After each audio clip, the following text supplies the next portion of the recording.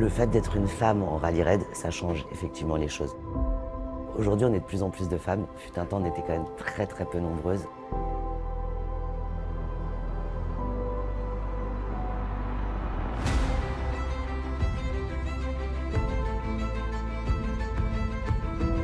Tiffany est une excellente chef d'équipe. Elle partage notre passion pour ce sport. Virginie, elle est incontournable pour le monde du rallye raid. Christina, elle lâche rien.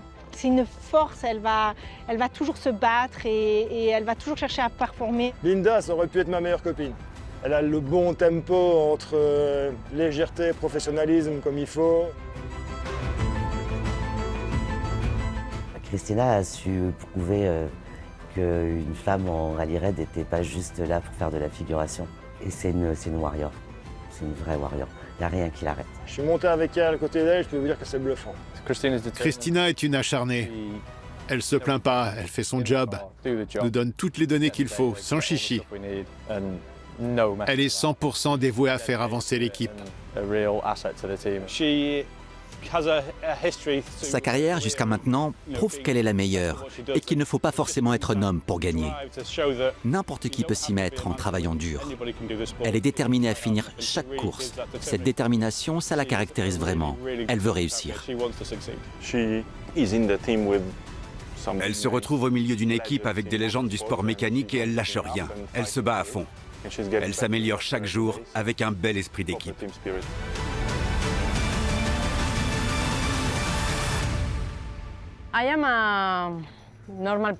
Je suis quelqu'un de normal, qui aime être au volant.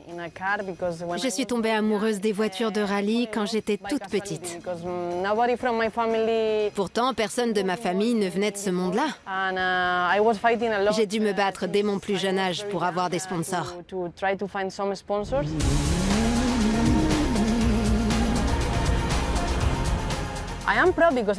Je suis fière d'être là parce que je n'aurais jamais cru y arriver.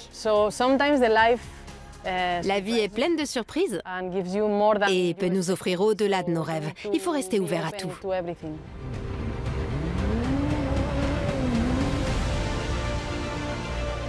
Tiffany est un ovni dans ce métier. C'est la seule femme qui a ce genre de rôle dans le rallye. Elle est très réfléchie et très organisée. Elle veut toujours faire au mieux pour l'équipe. C'est une meneuse solide, totalement consacrée à notre équipe. Quand on a un manager comme Tiffany qui est à la fois extrêmement bienveillante mais aussi très ferme, on arrive à essayer de faire la même chose parce qu'elle est très inspirante. À Dacia Sand Riders, on est une famille. On joue ensemble, on gagne ensemble. Et si on perd ensemble.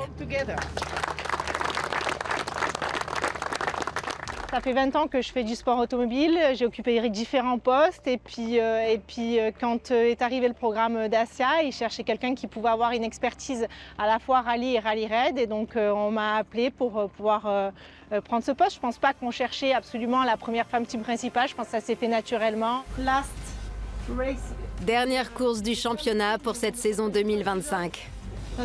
La barre est haute. Maintenez une communication ouverte et transparente. Alan. Pardon, c'est le patron. Avec les équipages, je pense que j'ai une relation de confiance. En tout cas, c'est ce qu'on bâtit ensemble. On s'écoute, on échange, on est en transparence. Ça va pas, on se le dit. Ça va, on se le transmet. Et l'objectif, c'est de discuter, d'échanger. Mais mon métier, c'est aussi parfois de leur donner leurs propres limites. C'est important parce qu'ils sont toujours en quête de performance et c'est aussi à moi de donner les limites, de recentrer autour de l'objectif et de la marque. C'est aussi important. Quand on s'amuse, on réussit. Ce qui est important, c'est que l'équipe, elle ne travaille pas pour moi. L'équipe, elle travaille au service de l'objectif. Et moi, je suis au service de l'objectif. Donc, je suis un membre de l'équipe. Je suis leur chef d'orchestre, mais je ne suis pas leur patronne. Le seul patron qu'on a, c'est l'objectif, c'est gagner le Dakar.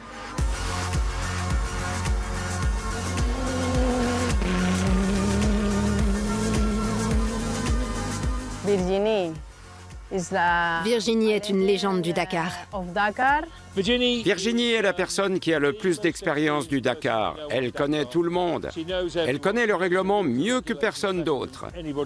Elle est extraordinaire. Sans elle, l'équipe ne marcherait pas. Quand je l'ai vue la première fois, je me suis demandé « C'est qui cette femme? Comment elle connaît le règlement sur le bout des doigts ?» Faites très attention sur les portions routières. La pire est dans la première étape. On aimerait mieux avoir 2 longues portions routières, une avant et une après l'étape. En tant que copilote, on doit connaître nos règlements, mais quelquefois, on n'est pas forcément au courant des derniers changements, et les changements, ça peut être quelques mots, quelques trucs comme ça. Donc avoir quelqu'un comme Virginie, ça nous permet de faire des vérifications, qu'on a bien tout compris, qu'on n'a rien oublié d'un point de vue réglementaire, purement réglementaire. Une très très grande professionnelle, elle laisse rien au hasard, une acharnée de travail.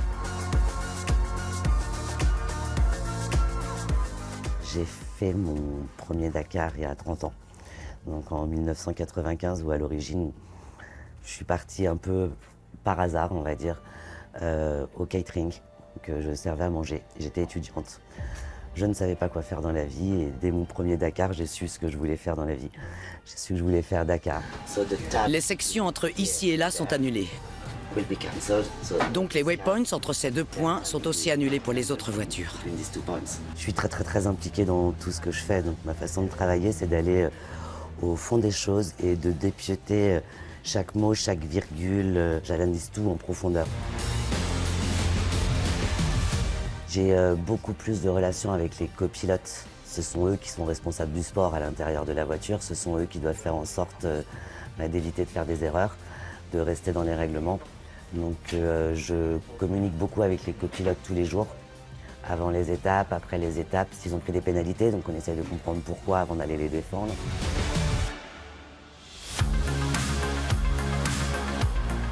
Carla est le ciment qui nous soude les uns aux autres. Carla prend soin de tout le monde. C'est notre babysitter. Carla, c'est notre rayon de soleil. Elle est souriante, les pilotes l'aiment beaucoup. Carla, c'est juste génial parce qu'elle est à la fois toujours souriante, toujours dispo, et son job est nickel. Donc pour nous, c'est du luxe quoi, d'avoir. C'est vraiment 5 étoiles d'avoir quelqu'un comme Carla. C'est la personne la plus serviable qu'on puisse imaginer. Elle apporte justement cette sérénité à l'équipe, cette bienveillance. Carla a toujours le sourire. Son optimisme est contagieux. Elle vous redonne le sourire à 2 h du mat.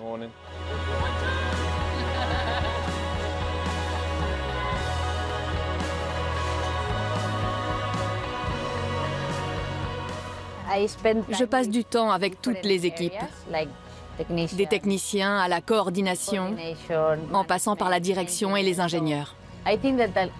J'essaie de faire le lien entre tous et de répondre à tous leurs besoins, quel que soit leur département.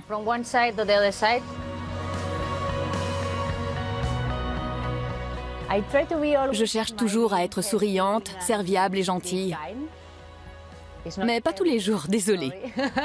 Je peux faire le clown, la maman. Coucou, joyeux anniversaire Carla. Coucou. Linda est toujours joyeuse, professionnelle, bref, elle est hyper aimable. Elle a cette habilité à coordonner avec beaucoup de sourire et beaucoup de force. Elle est juste solaire et pareil, une grande bosseuse, énorme bosseuse. Linda, c'est un peu un nounours. N'importe quoi. Il y a un côté bisounours dans cette équipe, mais c'est évident. En fait, l'équipe, elle est comme ça. Elle est hyper humaine. Je veux dire, on a besoin de ce côté-là où on est tous ensemble, où on se fait des câlins le matin, où on se prend dans les bras, où on rigole, où on danse ensemble, où l'humeur est toujours géniale. Ça nous permet aussi d'avancer dans les moments les plus durs, parce que parfois, les gars, ils travaillent toute la nuit, nous, on travaille tard aussi, on se lève tôt. Bon, au bout de quelques jours, ça devient compliqué. Mais c'est cette façon-là pour nous d'avancer et d'avancer comme un team en fait. Et je trouve que c'est ça qui est incroyable dans cette équipe, c'est qu'on est tous dans le même esprit. C'est bon ça.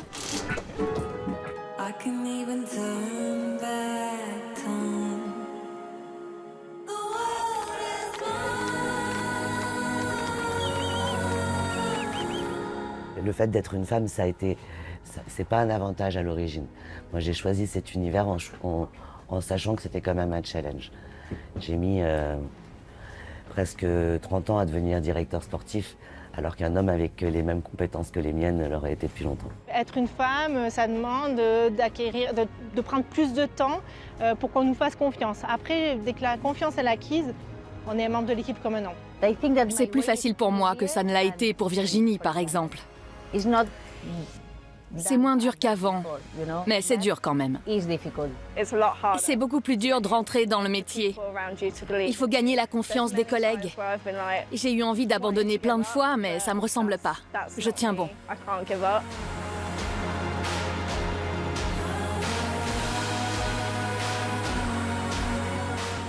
Je pense qu'il y a des très bons côtés d'être une femme et des côtés très difficiles qui changeront jamais. C'est-à-dire qu'on est toujours remise en question, on doit toujours prouver qu'on est légitime. Mais à la fois, je trouve que dans une équipe comme celle-ci, par exemple, je me sens complètement intégrée, je me sens bien, je me sens à ma place. Il y a 20 ou 30 ans, il n'y avait pas de femmes au niveau professionnel.